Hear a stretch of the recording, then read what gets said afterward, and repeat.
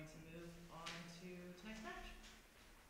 Laura, can you talk about the decision to start Hayley tonight over Hope and what went into that? Yeah, ultimately, Hope missed a game,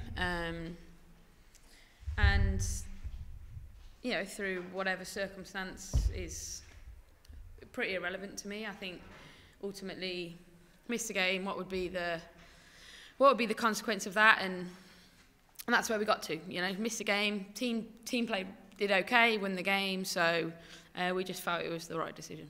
Did you feel like there was a distraction element to what happened last weekend that had a carryover effect with your play time?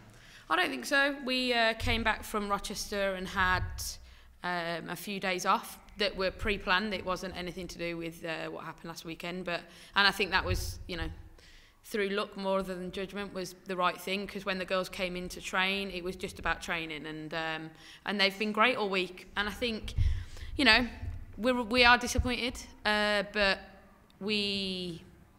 that's probably the game where I'll look and go, we probably just weren't at our best tonight, or close to it, and we didn't look dangerous. And you know, I think we can afford for maybe one or two to be like that, and we can still win games. But when you have, you know, more than that, and it's just not clicking, it's tough to break teams down. And you know, even saying that, we hit the bar twice, and you know, we're still a threat. But we've got to put the teams under more pressure, in my opinion, in the 18-yard box, and I think the results will take care of themselves then. I think we're going to cover the match, tonight's match now. So any questions about that, go for it.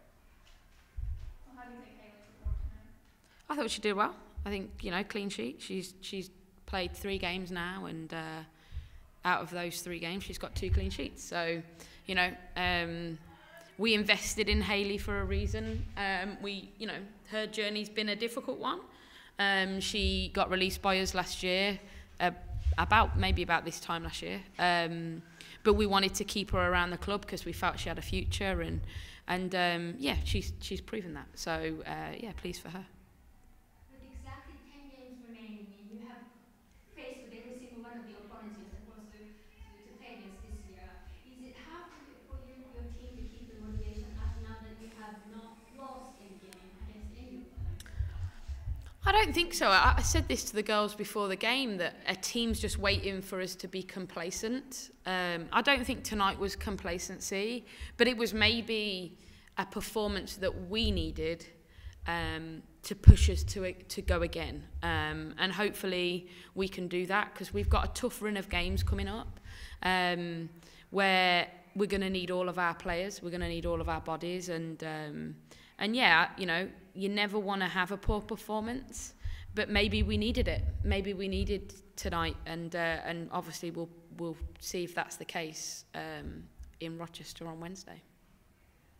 An update on, speaking of meeting all your players, where things stand with Megan after her return to training yesterday? Yeah, it's day by day with Megan. She potentially could have played a very small part tonight, but because we've got Rochester on Wednesday, we felt that it was probably best to keep her back tonight, get her to carry on doing some more fitness. And the foot that has been causing her a problem the whole time has actually been okay. She's now had an issue with her other foot, so we've just got to manage both feet daily to make sure that if there's ever a reaction badly, then we might have to take a day back. But so far we've been progressing well, so it'll be day by day on whether she takes part in Rochester or not.